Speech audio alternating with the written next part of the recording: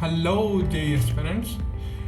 तो आज हम लोग पढ़ने जा रहे हैं पोजीशन वेक्टर के बारे में, फिर सेक्शन फार्मूला, फिर मैग्नीट्यूड के बारे में, एंड फाइनली मोस्ट इम्पॉर्टेंट जिस पे क्वेश्चन हमेशा बनता है is collinearity of vector and coplanarity of vector. Okay, कब दो वेक्टर्स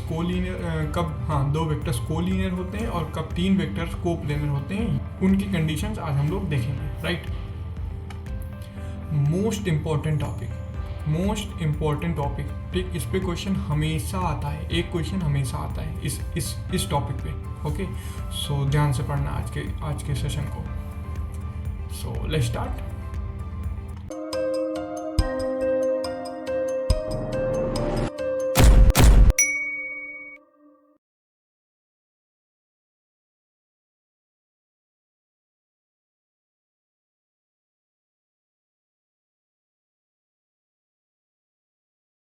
सो अभी तक हम लोगों ने ये डिस्कस करा सारी चीज़ें की, एडिशन, उस पर अलजेब्रा, सब्सट्रैक्शन, उसका अलजेब्रा।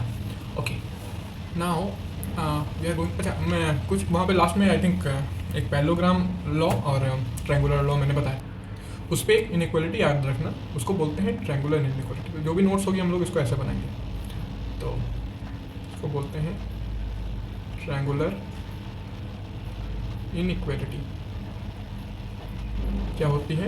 ये कहते हैं अगर दो वेक्टर ए एंड बी हैं, लेट ए B B two vectors, then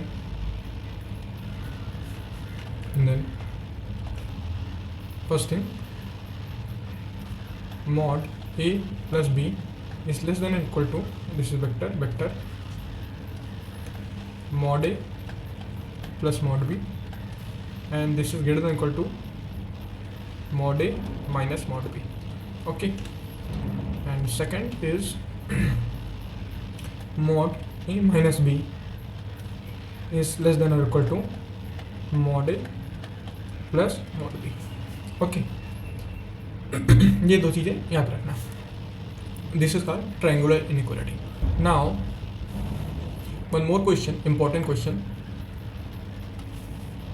discussed, कि if A B C are vectors representing sides of a triangle, then prove that a plus b plus c equals 0. And what about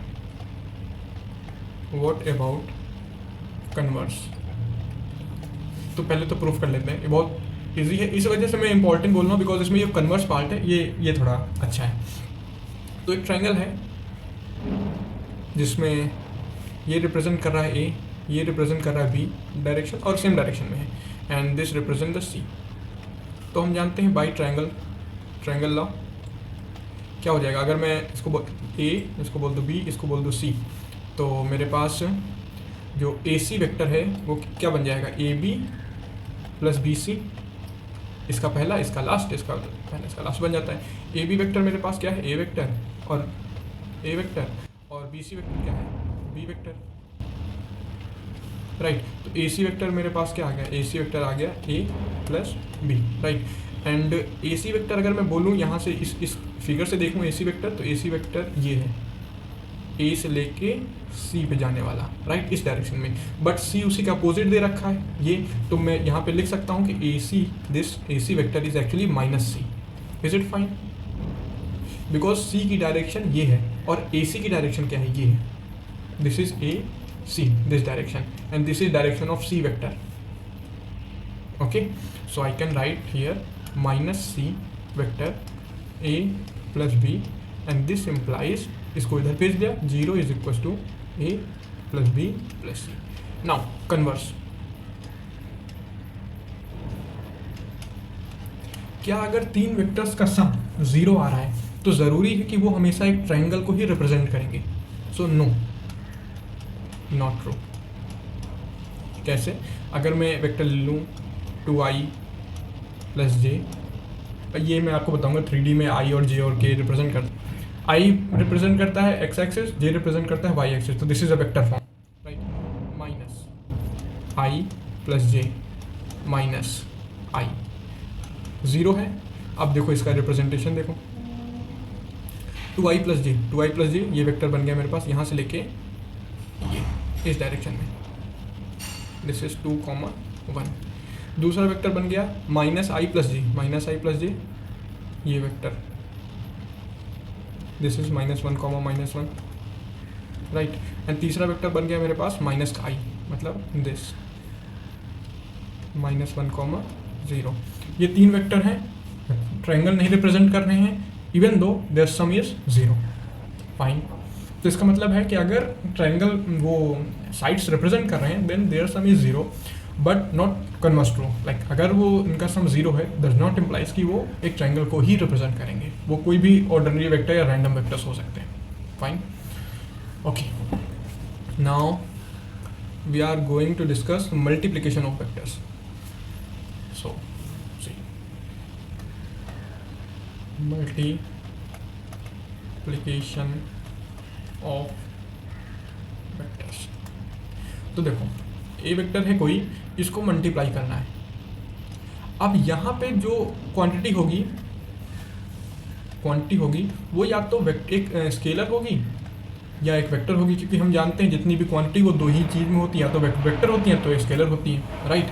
और मैं यहाँ पे cross ही लगा देता हूँ, multiply, जो हम लोग नॉर्मली मल्टीप्लाई नंबर्स में पढ़ते हैं अभी के लिए, बिकॉज वेक्टर्स में ऐसा नहीं होता कि वो नॉर्मली मल्टीप्लाई होते हैं, बट या तो वो स्केलर या वेक्टर। तो अब हम सबसे पहले पढ़ेंगे कि स्केलर कैसे मल्टीप्लाई होता है, राइट। तो स्केलर ये इजी है और बहुत छोटी सी चीज़ है, इस वजह से मैं इसको साइड में बता दे रहा हूँ। स्केलर मल्टीप्लिकेशन, तो स्केलर मल्टीप्लिकेशन में सबसे पहले हम लेट कर लेते हैं, ये छोटी सी चीज़ है, m और n आर स्केलर्स। स्केलर्स मतलब कोई भी नंबर्स, राइट, कोई भी नंबर्स, रियल और कॉम्प्लेक्स। और a and b are 2 vectors. तो मल्टीप्लाई के रूल क्या हैं वो देख लेते हैं। तो पहला रूल है कि अगर m minus a negative of vector a से मल्टीप्लाई हुआ तो ये ऐसे मल्टीप्लाई होता है, नॉर्मल सा सिंपल, m से मल्टीप्लाई कर दिया एंड रख लिया, which is equal to -m times. For example मैं इधर साथ में एग्जाम्पल देता चलता हूँ, 2 है, मैंने आई कैप प्लस जे कैप से मल्टीप्लाई कर दिया तो सिंपल सा बन जाएगा 2i cap plus 2j cap, ठीक। इधर कोफिशिएंट पर मल्टीप्लाई हो गया अंदर। सेकेंड रूल कहता है कि -a अगर हो गया then it is going to be ma। Third rule कहता है कि अगर m times n times a, मतलब स्केलर क्या आपस में इंटरचेंज हो सकते हैं या फिर ब्रैकेट बाहर आ सकता, तो यस इट इज़ ट्रू, इसको ऐसे लिख सकते हैं हम लोग mn into a। Fourth point है कि अगर ये लिखा हुआ है m प्लस n a, तो क्या a के साथ प्लस डिस्ट्रीब्यूट हो सकता है, डिस्ट्रीब्यूटिव प्रॉपर्टी होल्ड करता है, तो yes it is also true, n times a। And fifth, क्या विद रिस्पेक्ट टू वेक्टर पे डिस्ट्रीब्यूटिव प्रॉपर्टी होल्ड करता है, तो yes this is also true, m times. तो ये तो बात होगी स्केलर की मल्टीप्लिकेशन की, राइट। अब बात आती है वेक्टर अगर आ जाए, अगर वेक्टर हो जाए उसकी जगह, मतलब a into sum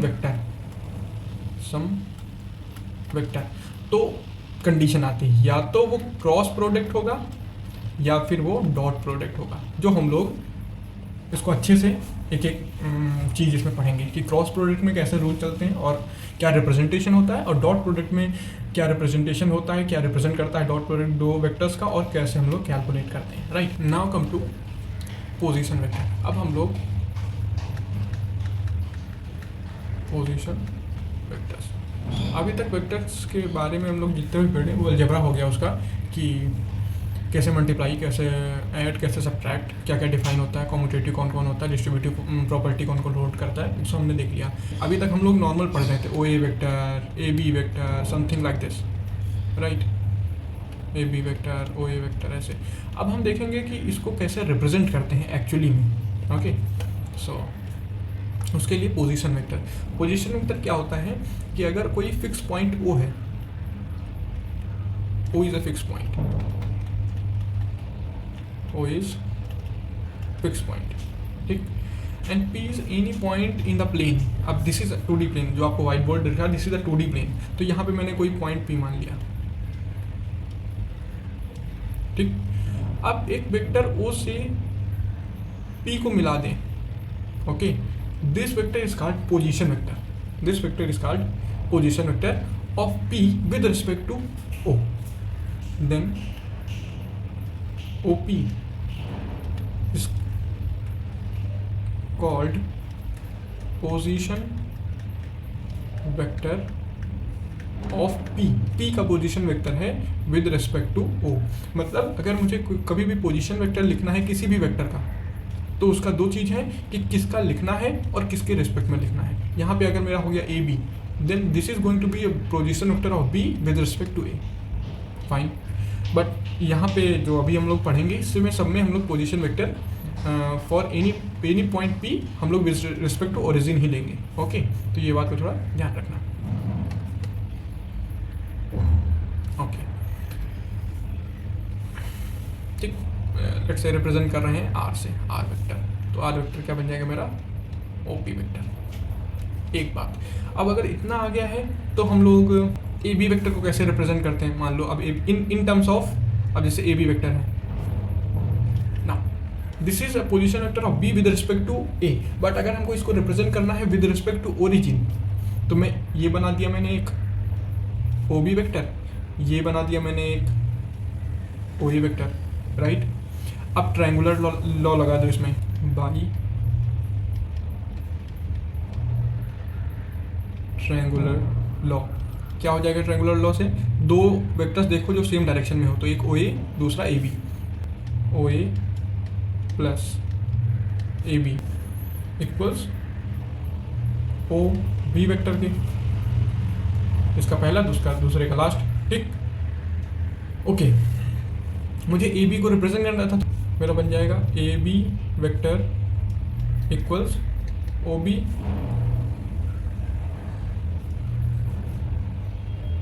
vector minus OA vector, right.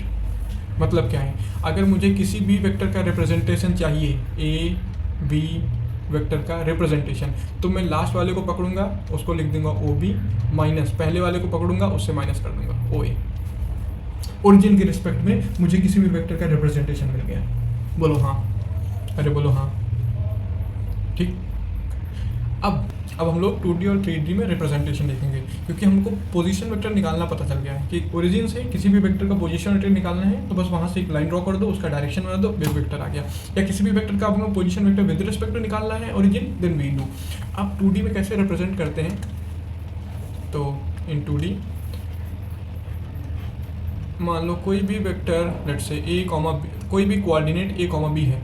अब इसका पोजीशन वेक्टर, इस पॉइंट का position vector, let's say P point का position vector with respect to origin बताना है, राइट। तो OP वेक्टर, ये मेरा क्या बन जाएगा, A वेक्टर बोल रहा हूँ, A I cap B J cap. ये रिप्रेजेंट करता है I for X axis, this is for Y axis, okay. अब इसी तरह अगर प्लेन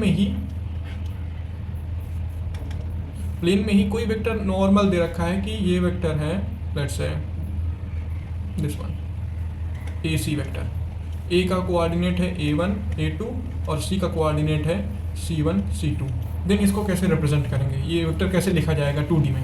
तो हम क्या जानते हैं कि AC को हम लोग लिख सकते हैं OC माइनस OA। हमने पोजीशन वेक्टर में पढ़ा है कि किसी भी वेक्टर को अगर विद रिस्पेक्ट टू ओरिजिन लिखना है, वी कैन डू दिस।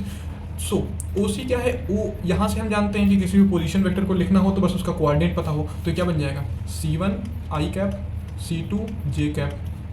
ये समझ आया, बस उसका जैसे यहाँ पे क्या मुझे पता था A और B, यहाँ पे A और B पता था, मैंने A प्लस B लिख दिया। ऐसे ही यहाँ मैंने C1 C2 पता है, मैं यहाँ पे C1 प्लस C2 लिख दिया, ठीक। ऐसे ही इसमें क्या लिख दूंगा, A1 I A2 J, अरे बोलो ना, यहाँ बन जाएगा C1 minus A1 I C2 minus A2 J। ये बन गया मेरा AC वेक्टर। मतलब क्या है, यहाँ पे ध्यान से सुनना, बन गया मेरा AC वेक्टर। मीन्स कि अगर मुझे कभी भी दो वेक्टर लिखने हैं 2D में, कोई भी दो वेक्टर दिया हुआ है, देन आई कैन राइट, अगर उनके कोऑर्डिनेट दिए हुए हैं this, I can right is that coordinate of C minus coordinate of A। अब इसी में I वेक्टर लगाते जाओ प्लस इसी तरह फिर लिख के J वेक्टर लगाते जाओ प्लस अगर 3D, अभी तो 2D में हम लोग बात कर रहे हैं बस। Okay, so this is one thing, this is one thing. अगर मुझे AC वेक्टर लिखना है coordinate of C minus coordinate of A, that's all, खत्म, वेक्टर लिख गया मेरा 2 सेकंड में। ठीक, फॉर एग्जाम्पल, चलो एग्जाम्पल,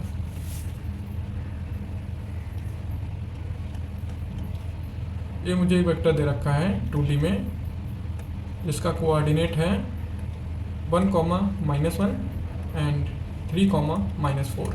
मुझे इसको लिखना है, ये A है, ये C है, AC वेक्टर लिखना है। AC वेक्टर क्या बन जाएगा, OC vector minus OA vector, मतलब 3 -1 2i, coordinate of C minus coordinate of A, -4 -1 मतलब -3 J कैप। मेरा AC वेक्टर लिख के तैयार है। बोलो समझ आ रहा कि नहीं आ रहा भैया? ओके, तो ये हो गया 2D में। अब 3D में आ जाते हैं। 3D रिप्रेजेंटेशन, सेम चीज बट डिफरेंस क्या हो जाएगा अब कि एक J वेक्टर और आ जाएगा। तो 3D में कुछ ऐसा करके बनता है। अगर हमें x, y और z एक्सिस पे एक यूनिट वेक्टर चाहिए, देन x एक्सिस पे ये है unit vector on x axis.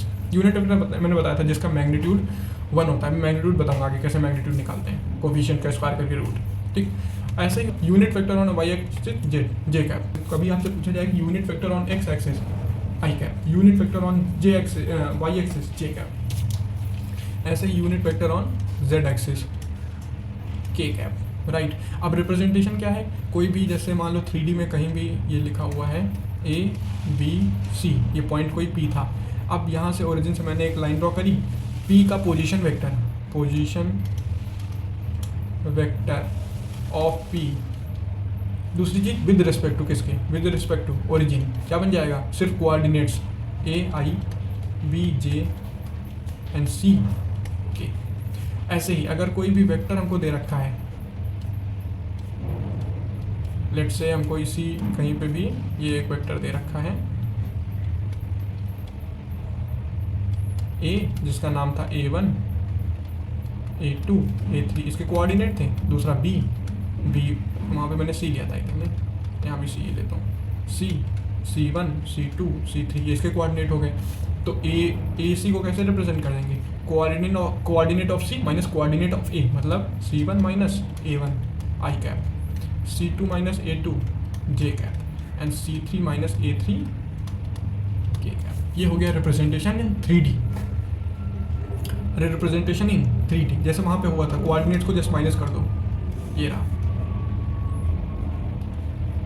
अरे कोऑर्डिनेट को जस्ट माइनस कर दो, रिप्रेजेंटेशन आ जाता C माइनस A। वैसे यहाँ क्या हो जाएगा, C minus A1 C2 minus A2 C3 minus A3। बोल नहीं पा रहे तुम लोग, अरे बोलो क्लियर है? ठीक, okay. And this I J and K are unit vector on x axis y axis and z axis, correct. अब फाइनली हम लोग आ गए हैं मैग्नीट्यूड पे, कि किसी भी vector let's say OA vector दे रखा है इन A I कैप, 3D में बताऊंगा उसको, 2D में हम लोग ले सकते हैं, ठीक है। 2D में क्या C0 हो जाएगा, ठीक।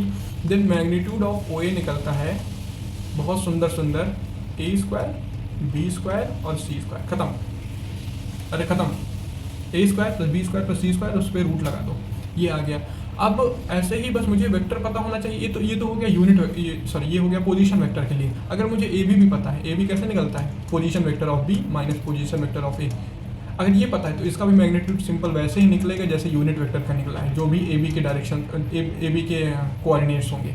Let's say A1 I cap A2 j cap A3 k cap, तो क्या बन जाएगा A1 square plus A2 square plus A3 square. ठीक, कर लोगे? अरे बोलो कर लोगे? ठीक है। ओके, तो अभी हमने मैग्नीट्यूड पढ़ लिया, राइट। अब मैग्नीट्यूड का यूज़ करके हम लोग ये पता करेंगे कि एक यूनिट वेक्टर किसी भी वेक्टर के डायरेक्शन में कैसे निकाला जाता है। देखो, सपोज हमको एक वेक्टर दे रखा है, suppose we are given a vector, let's say, ठीक, जिसकी डायरेक्शन कुछ ये, ठीक। अब मुझे इसी डायरेक्शन में एक यूनिट वेक्टर चाहिए, राइट, इसी डायरेक्शन में। देन यूनिट वेक्टर क्या हो जाएगा? देन यूनिट वेक्टर का मतलब क्या है? यूनिट वेक्टर का मतलब है जिसका मैग्नीट्यूड 1 होता हो, राइट, वही यूनिट वेक्टर है। तो हम लोग unit vector is A upon mod of A, ये हो जाता है इसी के डायरेक्शन में यूनिट वेक्टर। देखो हम लोग देखेंगे कैसे। अगर मैं इसको मान लूँ B थोड़ी देर के लिए कि B vector is equal to A upon mod of A, जरा B वेक्टर का मैग्नीट्यूड बताओ।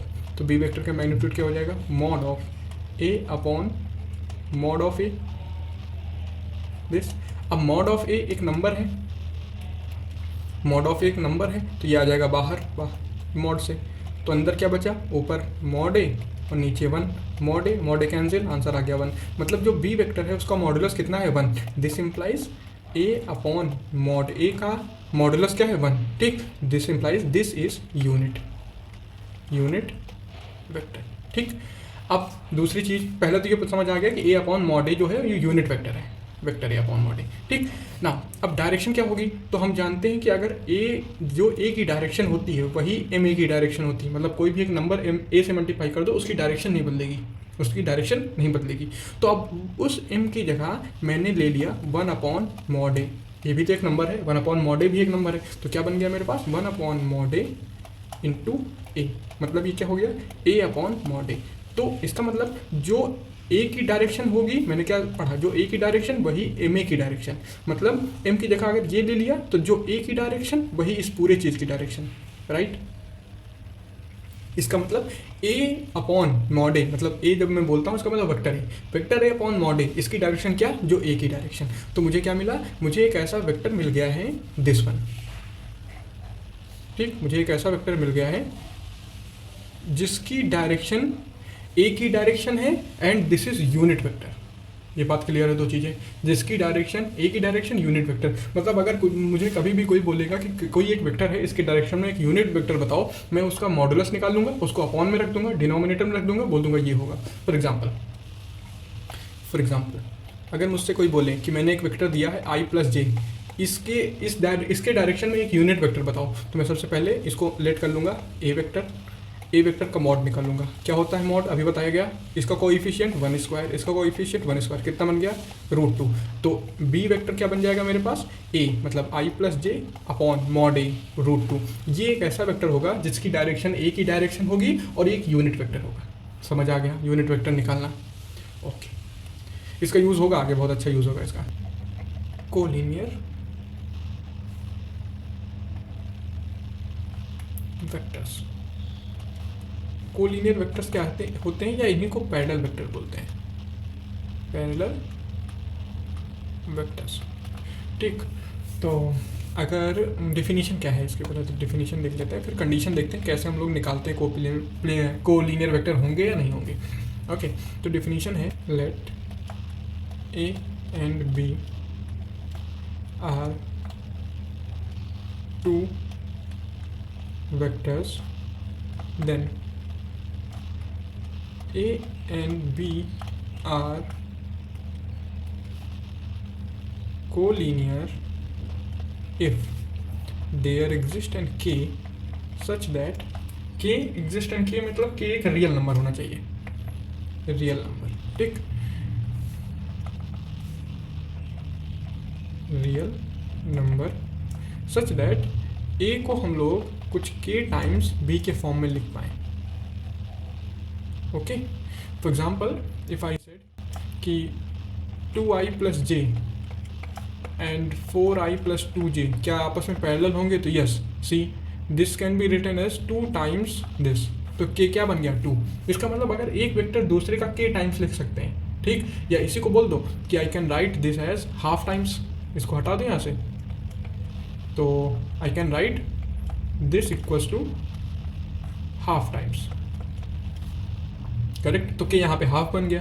तो अगर किसी भी वेक्टर को, अगर किसी कोई भी वेक्टर दूसरे का के टाइम्स लिखा जा रहा है, इसका मतलब दोनों वेक्टर आपस में क्या है, कोप्लेनर है। यहाँ से एक और चीज़ पता चलती है कि how to write a vector parallel to other. जैसे आपको एक वेक्टर दे रखा है ए,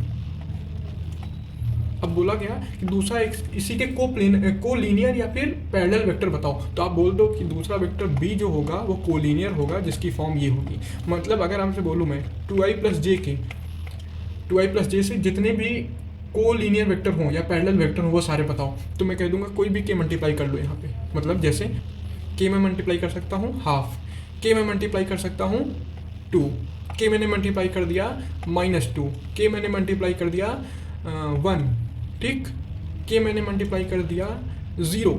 तो ये सारे वेक्टर जितने भी मिलके बने, जब 2 से मल्टीप्लाई करूँगा तो क्या बनेगा, 2i प्लस जे का बन जाएगा 4i plus 2j।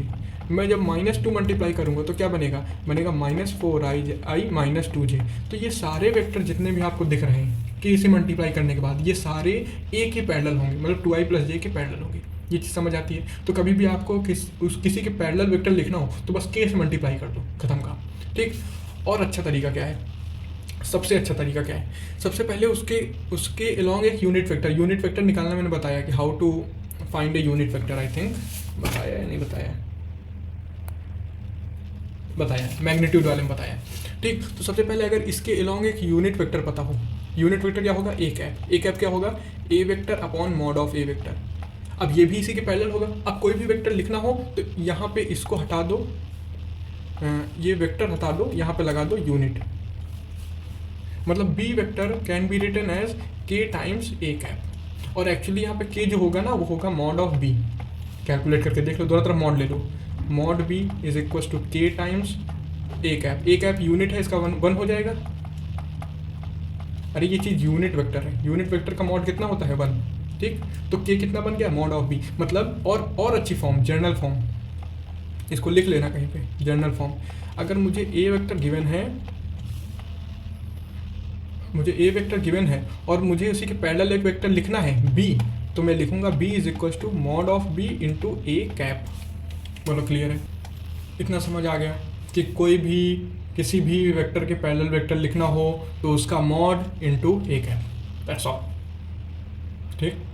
Okay, now ये पहली कंडीशन हो गई।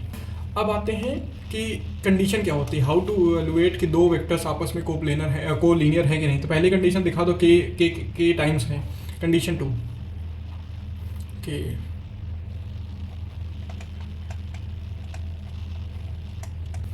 कहते हैं ए एंड बी आर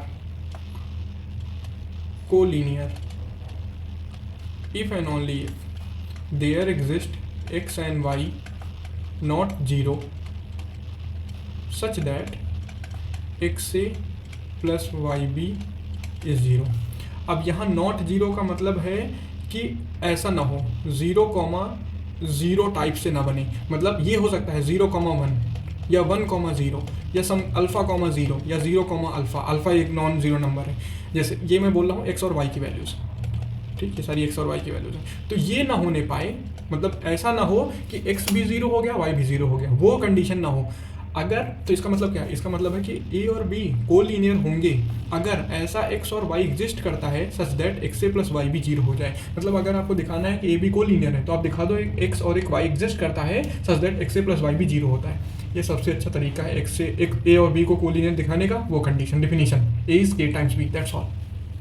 सबसे सरल तरीका है, ठीक। इसका ये इसलिए बता रहा हूँ, ये बताऊंगा आगे इसका यूज़ इन्वर्स में कैसे है, इसका काउंटर पॉजिटिव कैसे ट्रू है। देखो ये चीज़ समझ आ गई कि ए बी कोलिनियर मतलब देयर एग्जिस्ट एक्स और Y both are non zero. ऐसा ना हो, कोई एक जीरो हो सकता है, पॉसिबल है, such that x A plus Y B is 0, right. इसी का कंट्रो पॉजिटिव है कि if A and B are, ये इंपॉर्टेंट है, नॉन कोलिनियर। कोलिनियर की जगह क्या लिख दिया, non collinear. If and only if X A plus Y B is zero then X is zero Y is zero. ये कंडीशन इंपॉर्टेंट, ये condition बहुत ज़्यादा इंपॉर्टेंट है। ठीक है, इस चीज़ का यूज़ बहुत इंपॉर्टेंट है ये चीज़, और आपको बहुत जगह ऐसा दिखेगा कि ये चीज़ मैं यूज़ दिख रही है और मैं यूज़ कर पा रहा हूँ। ठीक, इसलिए मैं बोल रहा हूँ इंपॉर्टेंट है बार बार। ओके, देखना इसका मीनिंग क्या है। इसका मीनिंग है कि अगर आपको ऐसा कभी मिल गया, सपोज मिल गया कि A and B are non collinear, ये क्वेश्चन में गिवन था, और आप एक जगह पे आके पहुँचे हो कि some lambda minus lambda 1 into A plus lambda minus lambda 2 into B is equal to 0। आप यहाँ पे आके पहुँचे हो। ठीक, अगर दिया है नॉन कोलिनियर है और आप इस कंडीशन पे आके पहुँचे हो कि सम, देखो ये ऐसा ही बना कि नहीं, एक्स ए प्लस वाई बी इक्वल 0, जहाँ पे एक्स की जगह क्या है, ये है, और वाई की जगह क्या है, ये है। करेक्ट। तो अब क्या बोलोगे कि एक्स 0 वाई 0, मतलब lambda minus lambda 1 is 0 and lambda minus lambda 2 is 0। यहाँ से क्या मिलेगा, lambda is equal to lambda 1, यहाँ से मिलेगा lambda is equal to lambda 2। ये आपको कंडीशन देखने को मिलेगी, फॉर श्योर मैं लिख के दे रहा हूँ कि अगर कोलिनियरिटी का क्वेश्चन आया तो ये कंडीशन जरूर आएगी कि ए और बी नॉन कोलिनियर होंगे, और आप इस पोजीशन पहुँचोगे, आपको उसका लीनियर कॉम्बिनेशन मिलेगा। इसको बोलते हैं लीनियर कॉम्बिनेशन। जब एक्स ए प्लस वाई बी के फॉर्म में लिखा हो तो उनके कोएफिशिएंट 0 कर देना चुपचाप से। ठीक, तो कंडीशन 2 का यहाँ से, इस वाली कंडीशन से ज़्यादा इसका काउंटर पॉजिटिव जो इन्वर्स है उसका यूज़ ज़्यादा है। ओके, समझ आ गया, प्लीज़ याद रखना। अगर नॉन कोलिनियर है और लीनियर कॉम्बिनेशन 0 है तो उनके कोएफिशिएंट 0 होंगे। Okay, condition number 3 not so important, but मैं बता देता हूँ आप कभी, लेकिन कंडीशन 3 से कुछ करना नहीं। ठीक है, कंडीशन 2 सफिशिएंट है या कंडीशन 1 सफिशिएंट है। तो कंडीशन 3 है फॉर पोजीशन वेक्टर्स। हम लोगों ने अभी 2 वेक्टर्स के बारे में पढ़ा कि 2 वेक्टर्स आपस में कोलिनियर कब होते हैं, राइट, जब एक दूसरे का k टाइम्स हो या एक x और y एग्जिस्ट करे सच दैट x ए और y भी 0 हो। अच्छा, 2 वेक्टर्स क्या 3 पोजीशन वेक्टर से मिलके बनाए जा सकते हैं? अगर मुझे 3 पोजीशन वेक्टर गिवन है, सपोज ये और ये, ठीक, क्या मैं 2 वेक्टर्स बना सकता हूँ? यस, मैंने पढ़ा है कि पोजीशन वेक्टर से वेक्टर्स कैसे बनाते हैं, दिस बना सकता हूँ और दैट बना सकता हूँ। तो अगर पूछा जाए कि ये पॉइंट्स कोलिनियर होंगे तो बोल दो यस, अगर ये वेक्टर्स जो मैंने बनाए हैं वो कोलिनियर हैं। अगर वेक्टर्स कोलिनियर हैं तो पॉइंट्स कोलिनियर हैं, दैट्स ऑल। ठीक, इसलिए मैं बता रहा हूँ कि पोजीशन, देखो यहाँ क्या है, यहाँ है कि if A B C are position vectors of point, कोई पॉइंट थे पी क्यू आर, ठीक, ये पॉइंट था P, ये पॉइंट था Q, ये पॉइंट था R, जिसके A, B और C पोजीशन वेक्टर थे। Correct. Then P, Q, R collinear, ये पॉइंट्स जो होंगे वो कोलिनियर होंगे। अब पॉइंट्स के कोलिनियर होने का मतलब है ये एक ही लाइन पे आएंगे। वेक्टर्स के कोलिनियर होने का मतलब ये नहीं था वो एक ही लाइन पे आएंगे, वहाँ था कि दोनों आपस में पैरेलल होंगे या फिर एक ही लाइन पे आ सकते, 2 कंडीशन थी। यहाँ पे क्या है कि एक लाइन पे वो आएंगे तीनों पॉइंट्स। अगर if P Q and P R ये 2 वेक्टर्स बन गए, आर कोलिनियर। और हम 2 वेक्टर्स का ऊपर पढ़ चुके हैं, या इसी को लिखते हैं, और पी क्यू इज सम के टाइम्स पी आर। ठीक, अब आप कोई बोलेगा कि सर आपने पी क्यू और पी आर ही क्यों लिया? तो बच्चे आप कुछ भी ले सकते हो, आप ये 2 ले लो, पी क्यू और क्यू आर। आप चाहो तो ले लो पी आर और क्यू आर, कोई भी 2 ले लो, कोई दिक्कत नहीं। कोई 3 पोजीशन वेक्टर से हम कोई 2 वेक्टर बना लें और उनको अगर कोलिनियर दिखा ली जाए तो वो पॉइंट्स कोलिनियर है। इसीलिए मैं बोल रहा हूँ कि पोजीशन वेक्टर पे ना हो, क्योंकbe पोजीशन वेक्टर पे बहुत लंबी चीज़ है। पोजीशन वेक्टर क्या कहता है मैं बता देता हूँ, कहता है कि these A B C are collinear if and only if there exist L, M, N such that, एक ऐसे LMN एग्जिस्ट करें such that LX plus MY plus NZ, sorry LX नहीं, LA plus MY plus MB plus NC equals 0 and L plus M plus N0, ये कहता है। ठीक, क्या कहता है कि एक ऐसा एल एम एन एग्जिस्ट करे such that L A M B N C का सम 0 हो और L plus M plus N 0 हो। इसीलिए मैं बोलो यहाँ पे ना हो। पोजीशन वेक्टर से वेक्टर बना लो, उनको दिखा दो कोलीनियर, तुरंत पॉइंट्स कोलीनियर, दैट्स ऑल, खत्म। समझ आई बात? तो कंडीशन 3 इंपॉर्टेंट नहीं, बट मैंने बता दिए जस्ट आपको।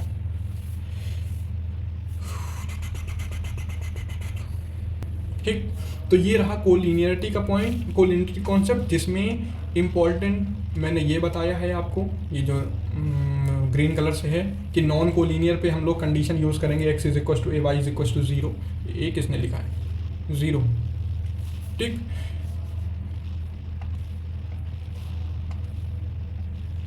ठीक। और सबसे पहली कंडीशन कि कोलिनियरिटी का मीनिंग क्या होता है, कि कैसे हम लोग, मीनिंग होता है कि एक पैरेलल वेक्टर लिखना। तो एक वेक्टर को लिखने का मतलब है कि ये form,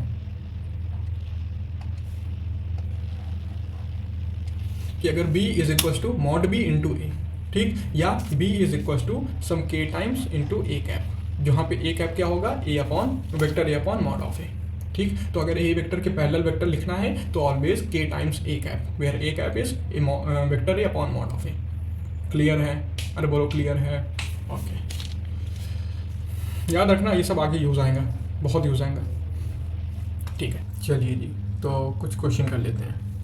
question number first question है कि हमें point A, point B, point C दे रखा है, ठीक, जिसके पोजीशन वेक्टर हमको दे रखे हैं दिस, अरे वो मान लो सीधी लाइन है, यहाँ पे ओरिजिन है, राइट, ए बी सी। तो हमको ओ ए वेक्टर दे रखा है, ओ बी वेक्टर दे रखा है और ओ सी वेक्टर दे रखा है। क्या दे रखा है? ए minus 2b and plus 3c, ये सारे वेक्टर्स हैं। Sum of vector is again vector, subtraction of vector is again vector, right. 2a 3b and 2c and minus 8a plus 13b। ठीक, बोल रहे हैं कि प्रूव दैट, या चेक करो कि ए बी सी कोलिनियर होंगे या नहीं होंगे, कोलिनियर और नॉट। तो हम जानते हैं कोलिनियर की बहुत अच्छी कंडीशन, अगर मुझे पोजीशन वेक्टर 3 गिवन हो तो मैं वहाँ से 2 वेक्टर बना लेता हूँ। 2 वेक्टर बनाने के बाद मैं दिखा दूंगा एक वेक्टर दूसरे का k टाइम्स है, राइट। तो जो आप बोलो कौन सा वेक्टर बना लिया जाए। तो अच्छा, तो एक मैं ए बी बना लेता हूँ, एक तो सीधी लाइन क्यों नहीं बनती भाई। एक मैंने बना लिया ए बी वेक्टर, दूसरा बना लिया ए सी वेक्टर। मैं आपको ऐसे भी दिखा दूंगा कि ए बी और बी सी से हम लोग निकाल सकते हैं। ओके, तो पहले ऐसे दिखाता हूँ। तो सबसे पहले ए बी वेक्टर निकालते हैं। ए बी वेक्टर कैसे निकालेंगे? बी वेक्टर का position minus position vector of A. अरे बोलिए जी, ठीक है। ओ बी माइनस ओ ए करोगे क्या हो जाएगा? -2 -1 मतलब -3 है, -3 + 2 मतलब +5b एंड 2 - 3 माइनस का c, करेक्ट। ओके, अब दूसरा निकाल लें ए सी। ए सी कैसे निकलेगा? c माइनस ए मतलब ओ सी माइनस ओ ए। तो कितना आ जाएगा ये? ओ सी, सी से ए माइनस करना है मतलब 8 - 1 माइनस का 9a, 13 minus +2 15b and 0 - 3c। ये चीज़ समझिए कहाँ से निकला है ये सब चीज़ें। अरे यहाँ से आया है। पहले ओ बी निकाला तो 2 - 1 तो कितना हो गया? -3। फिर 3 माइनस माइनस प्लस बन जाएगा 2, कितना आ गया? 5। फिर 2 - 3 कितना आ गया? -1। सिमिलरली जब ये निकालना था तो ओ सी से A B O A minus कर दिया तो वो कैसे हो जाएगा? -8 यहाँ पे -1 तो कितना आ गया? -9। 13 माइनस माइनस प्लस बन गया 15। यहाँ पे 0 है तो 0 - 3 करेक्ट। अब हमको दिखाना है कि ए बी जो है वो कुछ k टाइम्स है ए सी का। देख लो ध्यान से, क्या ए बी आपको दिख रहा है कुछ k टाइम्स ए सी का? ठीक, तो बस ए वाले कंपेयर कर लो। क्या दिख रहा है कि ये 9 टाइम्स है और ये 3 टाइम्स है, मतलब ए सी का अगर /3 कर दें तो ए बी बन जा रहा है। तो यहाँ के कितना हो जाएगा? 1/3, राइट। तो यहाँ हम लोग क्या रख देंगे?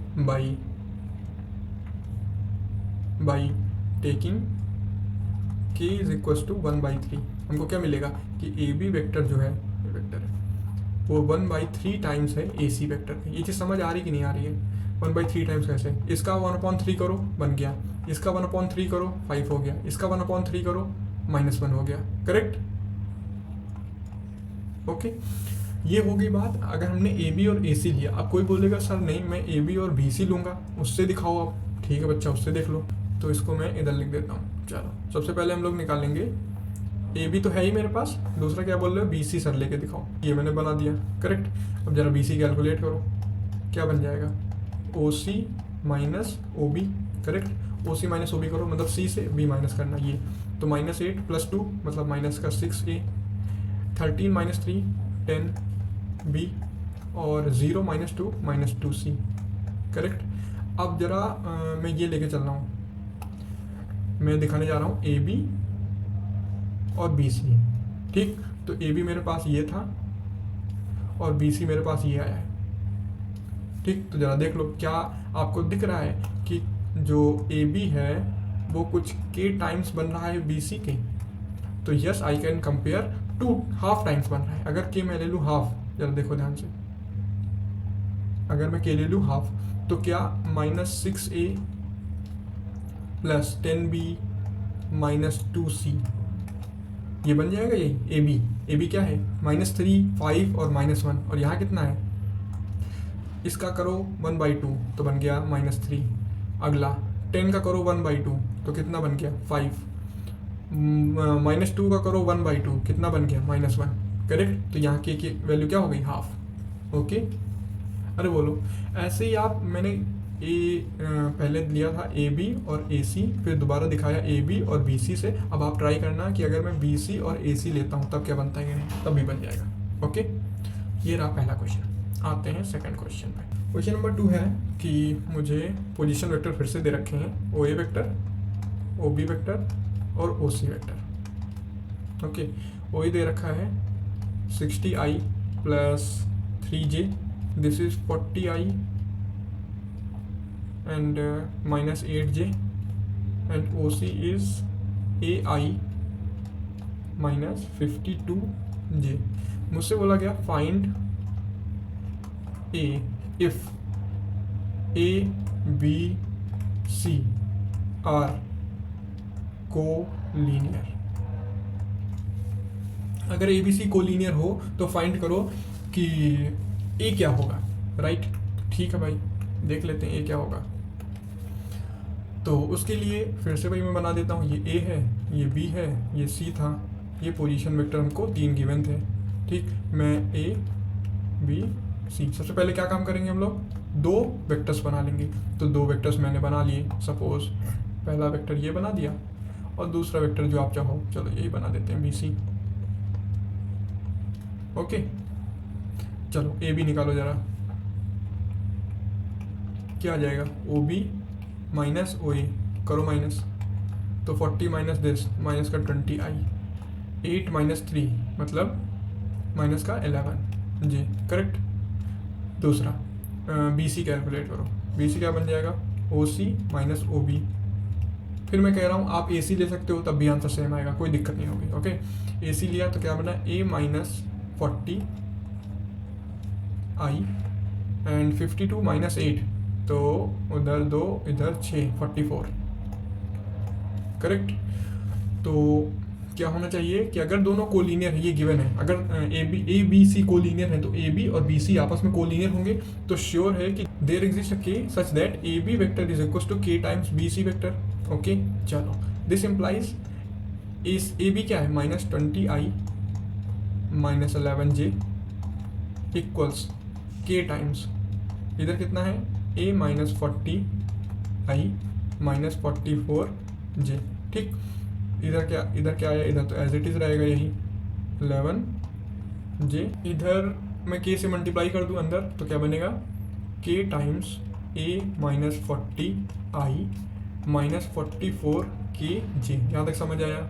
ठीक, ये k कैप नहीं है, ये k यहाँ पे एज ए कांस्टेंट चल रहा है, ठीक, ऐसे पैरामीटर चल रहा है। तो आई कंपेयर कर लो, जे कंपेयर कर लो, तो आई कंपेयर करो, क्या मिलेगा, -20 इक्वल्स के टाइम्स a -40, और जे कंपेयर करो, क्या मिलेगा, -11 इज इक्वल्स टू -44k। ये चीज़ समझ आई। ये मैंने माइनस का 11 माइनस का 44k, ये जे के हो गए, माइनस का 20 और k इंटू ए माइनस 40 ये हो गया i का, करेक्ट। तो यहाँ से हमको k की वैल्यू मिल जाएगी, k क्या आ जाएगा -11/44, माइनस साइन के साथ माइनस माइनस कैंसिल 1 4,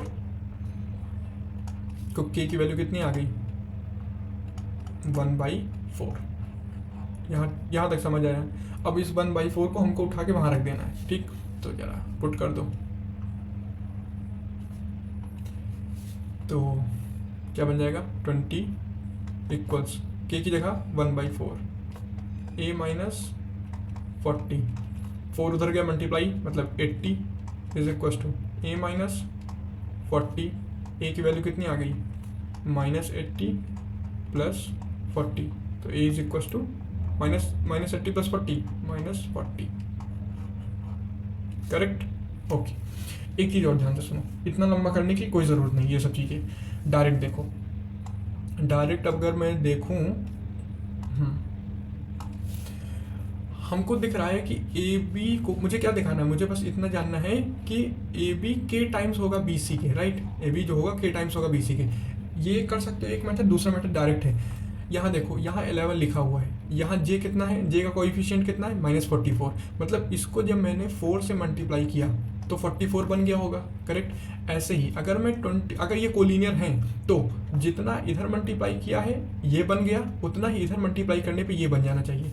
मतलब अगर मैं 20 को 4 से मल्टीप्लाई करूं तो ये a माइनस 40 बन जाना चाहिए, ये ज़रूरी है।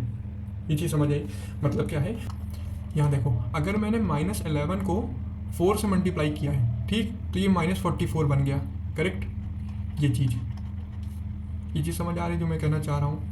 इसको मैंने कितने से मल्टीप्लाई किया 4 से, तो ऑब्वियस है कि जब 20 को -20 को 4 से मल्टीप्लाई करूँ तो उधर i बन जाना चाहिए, ठीक। मतलब क्या, अगर मैं -20 को 4 से मल्टीप्लाई करूँ तो अगर कोलिनियर है तो ये इसका कोएफिशिएंट बन जाना चाहिए।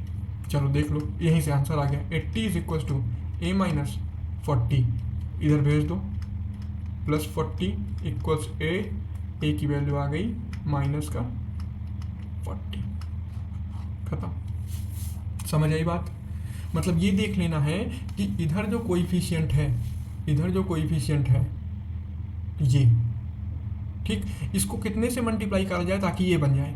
वही चीज़ इधर मल्टीप्लाई कर दो और इसको इक्वल रख दो। जैसे यहाँ मैंने 4 से मल्टीप्लाई कर दिया, इसके इक्वल रख दिया, आंसर खत्म।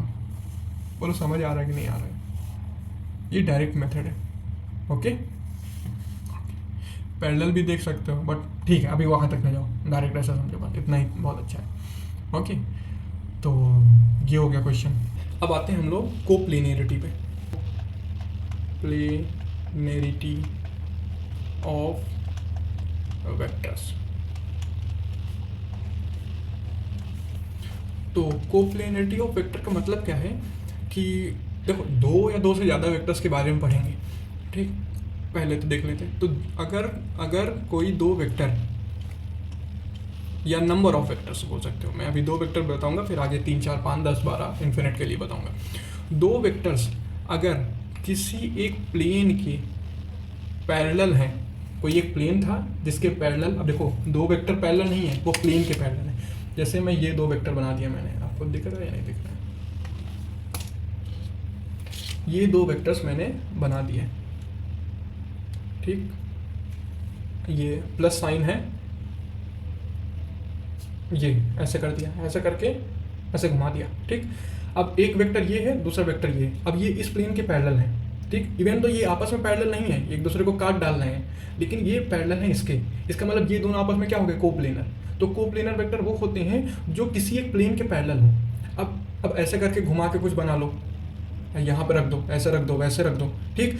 अब ऐसे ही तीसरा वेक्टर ले आऊँगा मैं, ये। अब बताओ, क्या ये वेक्टर आपस में कोप्लेनर है? तो क्या ऐसा कोई प्लेन एग्जिस्ट करता है जिसके पैरेलल ये तीनों वेक्टर होते हैं? अगर ऐसा एग्जिस्ट करता है देन ओके, अदरवाइज नहीं, ठीक। तो कोप्लेनरिटी की कंडीशन समझ आ गई। कोप्लेनरिटी मतलब क्या होता है कि अगर वेक्टर्स 1 2 3 4 10 15 20 50 100 1000, अगर वो सारे किसी एक प्लेन के पैरेलल है, कोई एक फिक्स प्लेन हो जिसके पैरेलल सारे वेक्टर हैं, उनकी डायरेक्शन कैसे हो मुझसे नहीं पता, वो आपस ऊपर नीचे दाएं बाएं कहाँ हो मुझे नहीं पता, बस वो पैरेलल होने चाहिए। पैरेलल का मतलब अब वो जो वेक्टर है उसके जैसी लाइन यहाँ बन जाए। जब पैरेलल, पैरेलल का मतलब समझ रहे हो ना, कि अगर ये वेक्टर है इसको मैं नीचे गिराऊं तो ये पूरा पूरा इसी पे आ जाए, रुक जाए इसी पे, मतलब इसको ऐसे काट के बाहर ना निकले, उसको बोलते हैं पैरेलल। तो पैरेलल का मतलब कोई वेक्टर ऐसे घुमा लो, किधर भी डायरेक्शन में घुमा लो, ठीक, बट अगर इस पे आएगा तो यहीं पर रुक जाएगा। लेकिन अगर ऐसे वेक्टर लेके चलूं तो ये काट के निकल जाएगा इसको, मतलब ये पैरेलल नहीं है, ये वेक्टर इस प्लेन के पैरेलल नहीं है, ठीक। तो पैरेलल का मतलब समझ आ गया ना। तो बहुत सारे वेक्टर्स, नंबर ऑफ वेक्टर्स को प्लेनर बोलते हैं, को प्लेनर बोलते हैं, हाँ, जब वो किसी प्लेन के पैरेलल हो जाए, ठीक है, ओके। अब दो vectors, two vectors are always coplanar, ये बात हमेशा याद रखें, ठीक। तो two vectors are always coplanar. अब बहुत लोग बोलेंगे कि ऐसे कैसे हो सकता है सर, स्क्यू लाइंस आप ले लो। स्क्यू लाइंस वो लाइंस होती हैं जो आपस में ना ही कट करें ना इंटरसेक्टिंग हो, क्योंकि इंटरसेक्टिंग होगी तो एक प्लेन पे आ जाएंगी, और ना ही पैरेलल हो, मतलब कुछ ऐसी लाइंस, उनको बोलते हैं स्क्यू लाइंस। अभी आप 3D में पढ़ोगे इसको। तो अगर ऐसे वेक्टर ले लें तो कहाँ पैरेलल है? तो जो हम लोग यहाँ वेक्टर्स पढ़ रहे हैं ना, वो सारे फ्री वेक्टर्स हैं एक्चुअली, फ्री वेक्टर्स।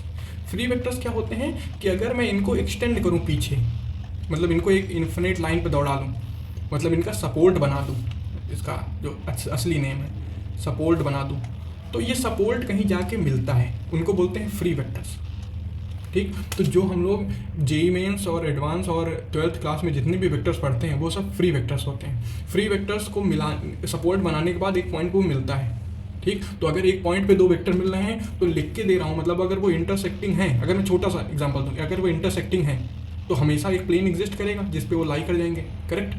अब अगर आपको दिख नहीं रहा है उस टाइम आपको इतना बड़ा वेक्टर पहला दिख रहा है, दूसरा भी थोड़ा और बड़ा दिख रहा है, वो पूरा इन्फिनिट सपोर्ट तो दिख नहीं रहा है। बट अगर मैं बताऊं ये फ्री वेक्टर है, फ्री वेक्टर्स जितने होते हैं उनका इन्फिनिट सपोर्ट एक पॉइंट पे जाके मिलता है, तो आप बता लोगे कि ठीक है, इस सपोर्ट के, ये रहा, इस सपोर्ट के पैरेलल में एक वेक्टर बना दूंगा, राइट। और वही वेक्टर आके इन वेक्टर्स जो छोटे छोटे आपको ये वाले वेक्टर्स दिख रहे हैं, ये वाले वेक्टर्स, ये भी इसी प्लेन पे आके लाई कर जाएंगे, करेक्ट, ठीक। तो हमेशा याद रखना जो हम लोग यहाँ पढ़ रहे हैं वो फ्री वेक्टर्स हैं, इस वजह से दो वेक्टर हमेशा कोप्लेनर होते हैं। अदरवाइज ऐसा ज़रूरी नहीं कि दो वेक्टर्स हमेशा कोप्लेनर होते हों।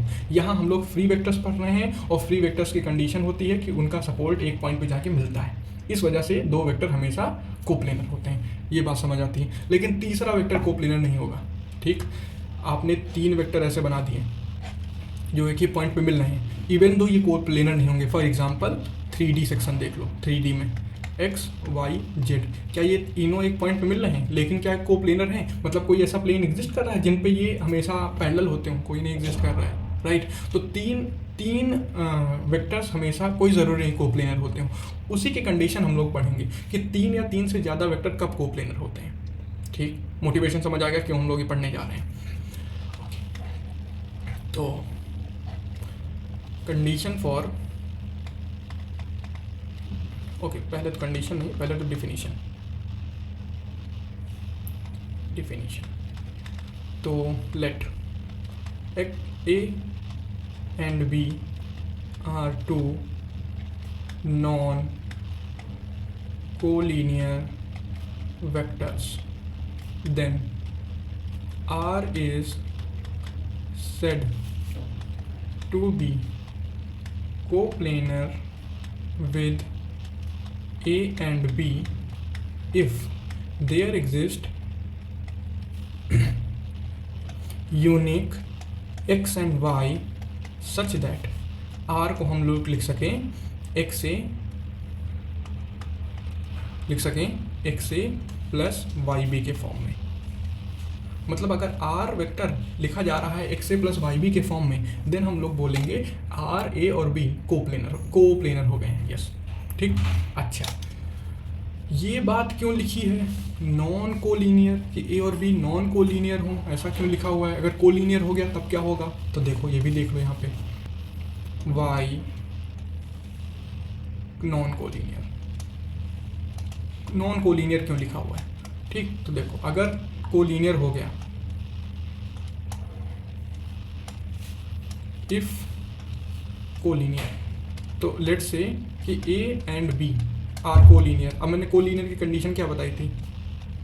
कोलिनियर, जल्दी बताओ भाई। A can be written as K times B, ठीक।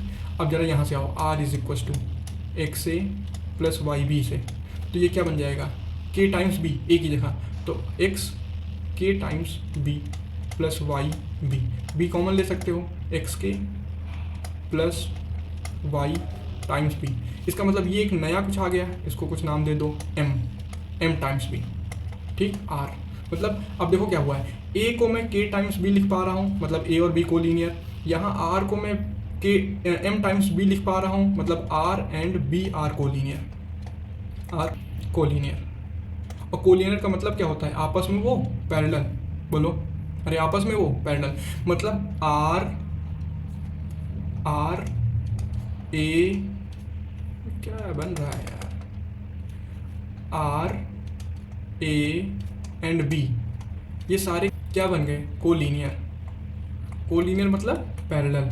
अब हम जानते हैं अगर पैरेलल हो गए तो कंडीशन ही खत्म हो गई, क्योंकि आर ए बी अगर पैरेलल हैं आपस में, तीन के तीनों आपस में पैरेलल हैं, तो श्योर हो गया वो कोप्लेनर ही होंगे, और कुछ हो ही नहीं सकता, तो कंडीशन की ज़रूरत ही नहीं।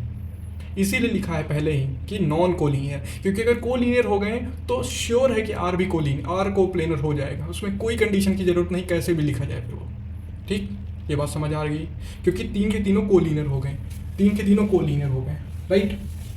ओके, तो इसी वजह से कम दो नॉन कोलिनियर होने ही चाहिए। नॉन कोलिनियर स्टार्ट हुआ है, फिर कंडीशन आई है कि अगर नॉन कोलिनियर हैं देन दे आर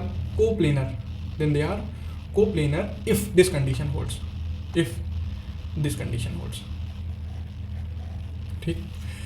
सेम है देखो कोलिनियर जैसा, जैसे उसमें क्या था कि x can be written as K, sorry क्या था उसमें, a can be written as k times b, करेक्ट। ऐसे ही यहाँ पे r can be written as x A plus Y B, ठीक।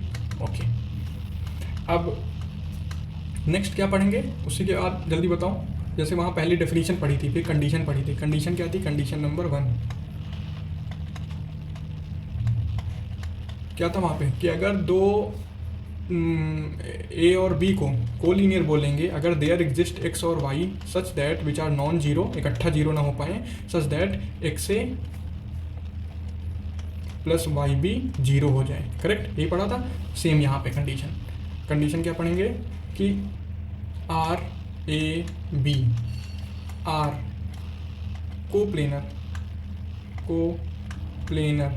If there exist x y z not all zero, मतलब सारे इकट्ठा जीरो ना होने पाए, such that x r plus Y b y a plus z b equals zero. मैं बोल रहा हूँ फिर कंडीशन 1 पहली सबसे डेफिनेशन सबसे बेस्ट, आर को दिखा दो ए प्लस बी के फॉर्म में, काम खत्म। कोई एक वेक्टर को दो के लीनियर फॉर्म में, दो के लीनियर कॉम्बिनेशन में दिखा दो, कोप्लेनर हो गए, ठीक।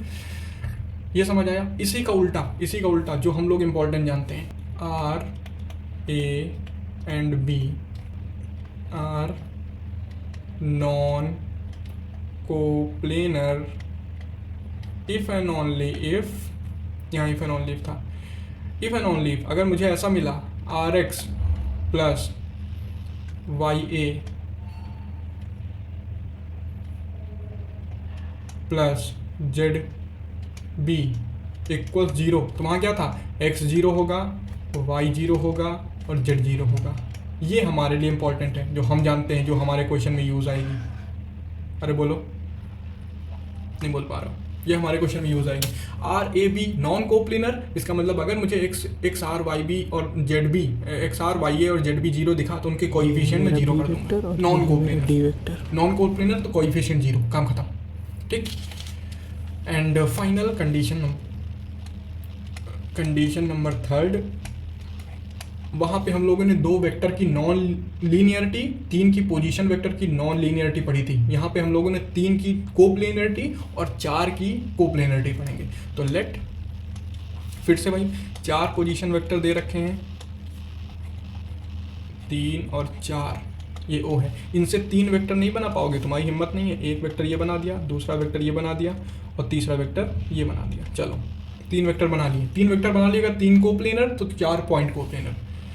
अरे नहीं बोल पा रहे यार तुम लोग। फिर अब let A B C d are position vector of points, point नाम दे दे P Q R और S के, ठीक। तो ये पॉइंट्स हैं P Q R और S, राइट। इनके ये क्या बोलते हैं, पोजीशन वेक्टर्स हैं।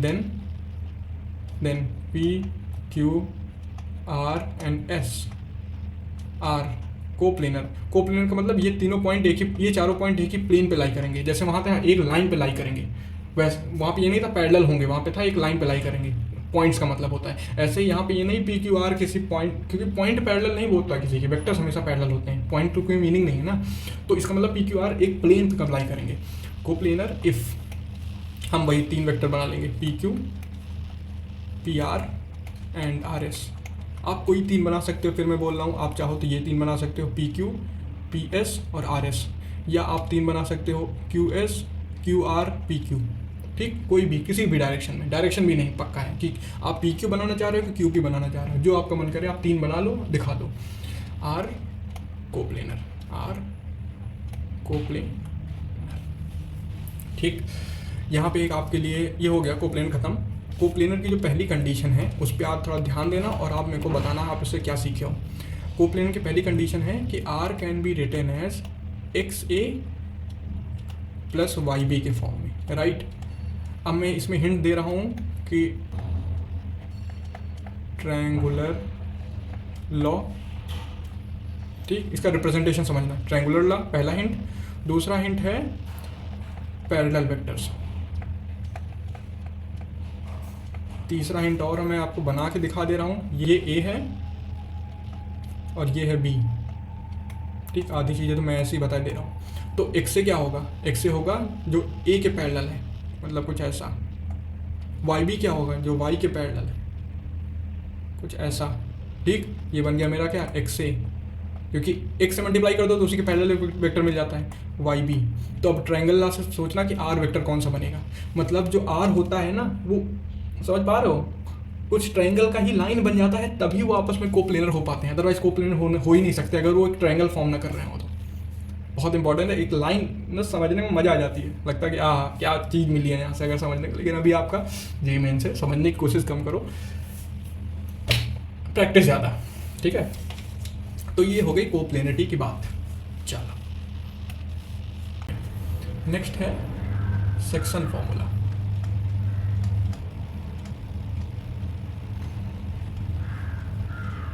अच्छा, ये सब लोग पढ़ रहे हैं, शस्त्र अस्त्र तैयार हो रहे हैं इस टॉपिक से लड़ने के लिए, तो बहुत ध्यान से समझना। जहाँ भी ना है जस्ट आप कमेंट सेक्शन पे पूछ सकते हो मुझसे, ठीक, कि इस टाइमिंग पे मेरे को नहीं समझ आया।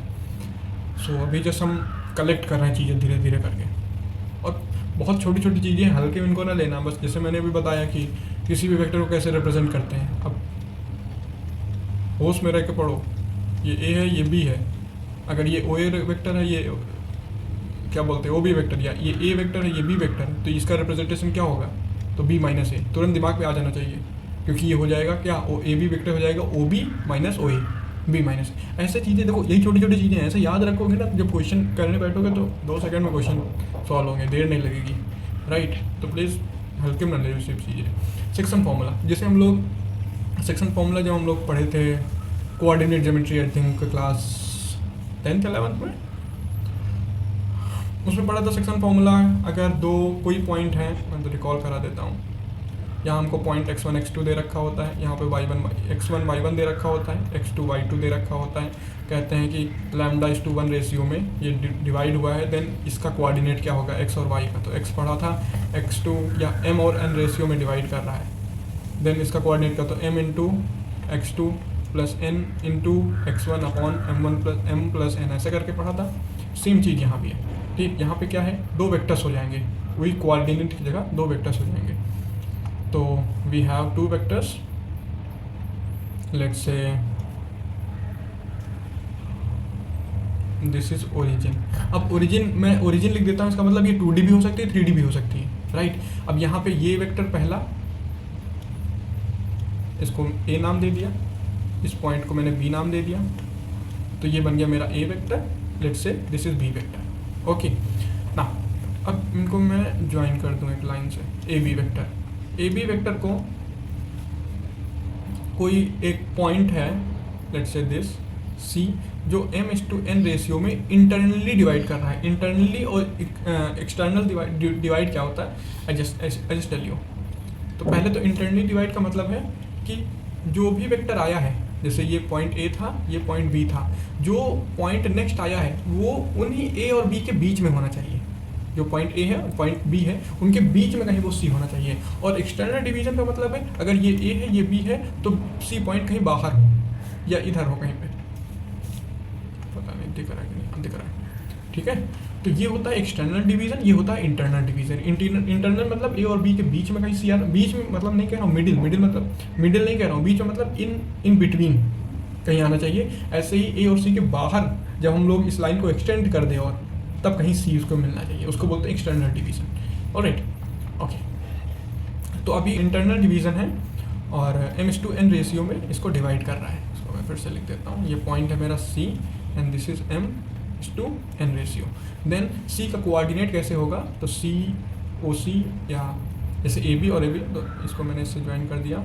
OC वेक्टर कैसे लिखेंगे, तो OC vector is equal to क्या हो जाता था फॉर्मूला, जैसे वहाँ पे c था, c vector is equal to ये वाला m मल्टीप्लाई होता था इधर वाले से, n मल्टीप्लाई होता था इधर वाले से, फिर दोनों ऐड हो जाते थे। तो सेम चीज़ यहाँ पे m मल्टीप्लाई होगा OB वेक्टर से। अब हम वेक्टर का स्केलर के साथ मल्टीप्लिकेशन जानते हैं कैसे होता है सारी चीज़ें, इसीलिए हम पहले पढ़ चुके हैं उसको। प्लस n टाइम्स हो जाएगा OA वेक्टर, ये मैं पॉइंट हटा ही देता हूँ अदरवाइज कंफ्यूज करोगे आप लोग कि पॉइंट का मतलब क्या है। m into OA vector plus n into OC vector, sorry m into OB vector, sorry OB vector and n into OA vector upon m plus n। Fine, okay.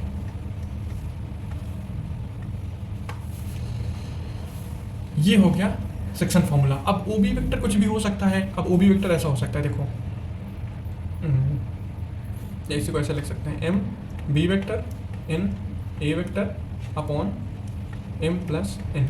ये हो गया मेरा OC वेक्टर। अब देखो B वेक्टर ऐसा हो सकता है कि 3i प्लस 4j, या B वेक्टर ऐसा भी हो सकता है 3i plus 4j plus 9k, 3D में आ गए।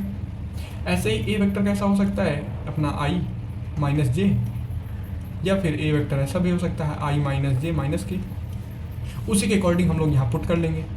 अगर 2D में आया तो m into this plus n into this, i वाले अलग हो जाएंगे, j वाले अलग हो जाएंगे। अगर 3D में आया तो k भी और अलग हो जाएगा। ये हो गया section formula for internal division, right. This is section formula for internal division. Now what about external, this is internal division, okay. Now external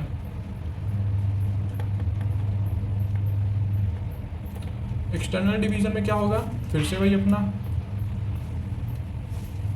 A vector, this is O, this is B vector OA, this is B।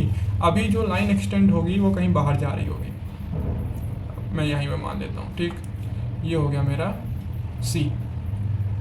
m/n का ratio मतलब ये unit है m, ये, और ये unit है n, वो पूरी यूनिट m, ये पूरी यूनिट n। ये होता है एक्सटर्नल डिवीजन, ओके। तो मैं इसको ज्वाइन कर लेता हूँ OC को, क्योंकि यही मुझे पता करना है। तो in case of this OC vector हो जाएगा m times OB vector minus n times OA vector upon m minus n, और OC vector is equal to m B vector minus n A vector upon m minus n। बस इसमें क्या होगा, minus sign आ जाएगा अलग से। Fine, अरे बोलो ना, ठीक है। ये फॉर्मूला हो गया एक्सटर्नल डिवीजन का। फिर से वही B अगर 3 डायमेंशन में तो 3 बार IJK, अदरवाइज 2 बार I और J, ठीक, ओके। अच्छा, एक चीज़ और है कि अगर सेक्शन फॉर्मूला पे तुम ध्यान से देखो तो क्या तुमको दिखेगा कि ये तीनों पॉइंट्स ए, बी और सी ये एक लाइन पे आ रहे होंगे, यहाँ भी ए, सी और बी। तो सेक्शन फॉर्मूला एक प्रूफ भी, एज ए प्रूफ हम लोग यूज़ कर सकते हैं कि अगर कभी भी हमको मिल गया कि ओ सी वेक्टर जो है वो some scalar times O B scalar times O A upon जो स्केलर्स ऊपर लिखे हैं उनका सम, अगर ऐसा आ रहा है, इसका मतलब वो पॉइंट्स सी, बी और ए, मतलब जिनका पोजीशन वेक्टर लिखा हुआ है ओरिजिन के रिस्पेक्ट में, they all are in the same line, means they are collinear. तो ये बात का बहुत अच्छे से ध्यान देना। जैसे मैं क्वेश्चन अगर बताऊँ आपको, क्वेश्चन है कि A B C are position vector of 3 distinct point A B and C. ये हो गया ए, ये वो गंदा बनाता हूँ मैं, ये हो गया बी और ये हो गया C. A vector, B vector, C vector, ठीक। If there exist, if there exist, ये साइन है देयर एग्जिस्ट का, there exist scalars X, Y और Z, not all zero, not all zero, such that, किस तरह एग्जिस्ट करते हैं कि एक्स ए plus Y B plus Z C zero हो रहा है, एक condition, and A plus B plus C is zero. फिर से ए plus B plus c zero does not implies कि वो ट्राइंगल के पार्ट्स होंगे, राइट। देन प्रूव करो कि ए, बी और सी ये तीनों एक लाइन पे आ रहे होंगे। देखो कितना आसान है।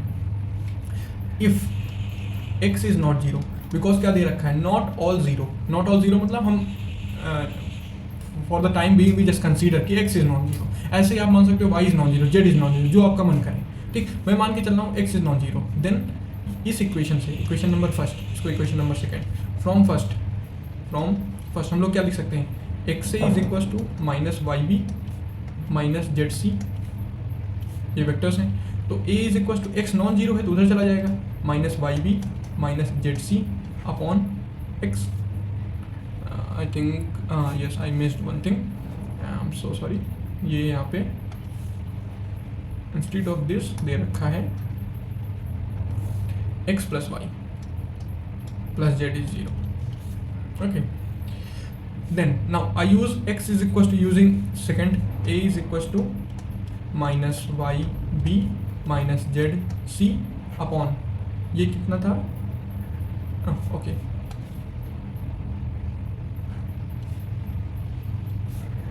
सो this implies a vector is equal to minus का वाई बी माइनस का जेड सी अपॉन x की जगह क्या रख सकते हैं, माइनस का y माइनस का z, since x is equal to minus y minus z, using equation number second, उधर सबको भेज दिया।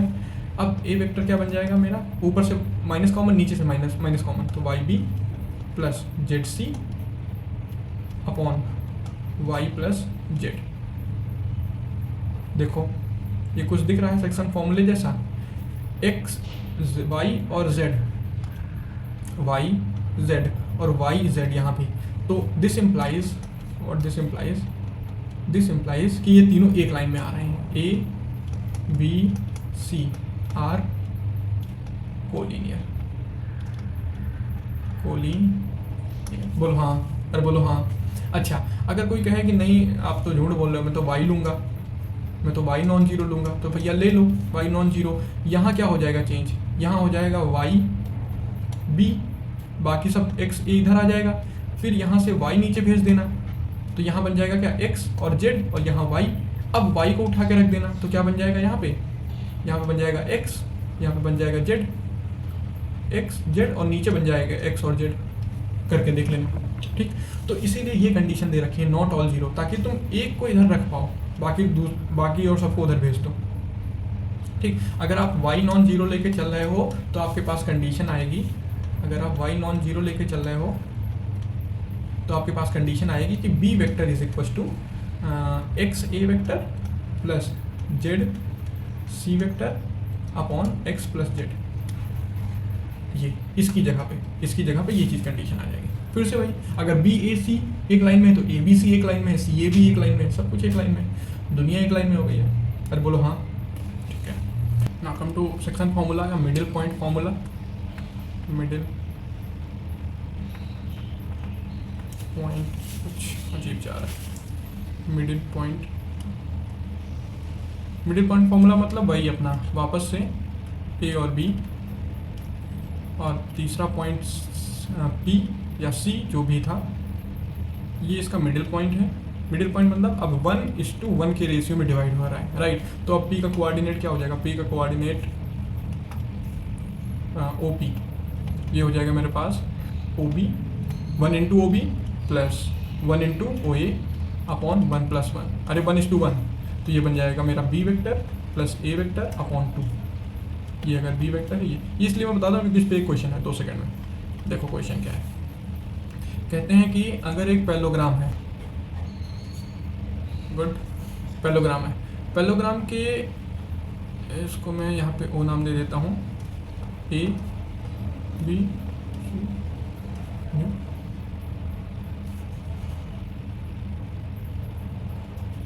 ये बन के तैयार हो गया।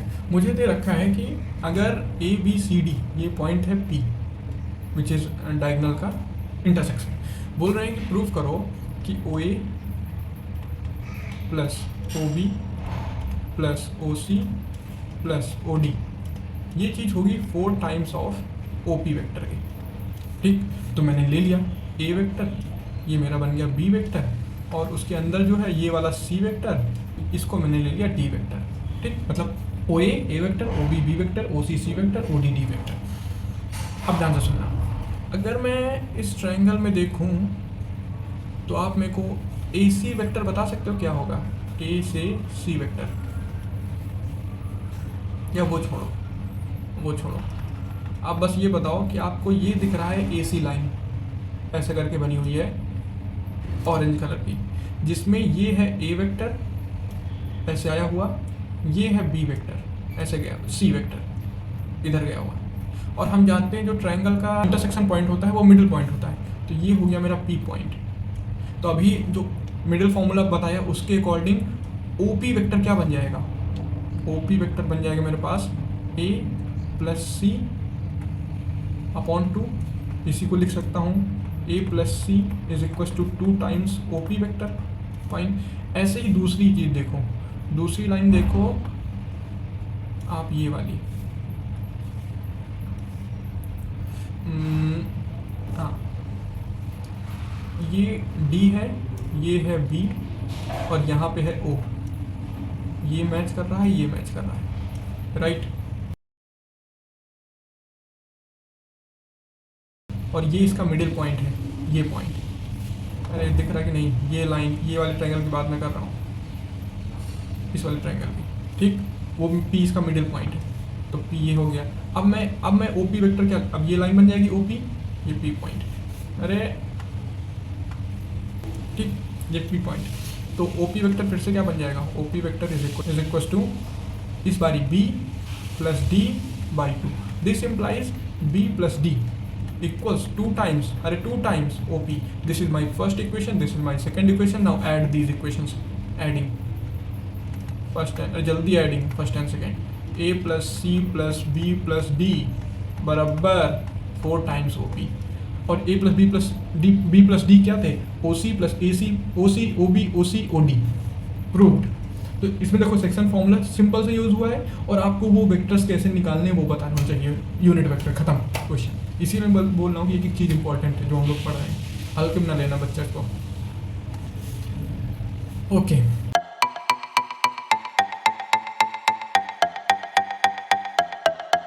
धन्यवाद आपका।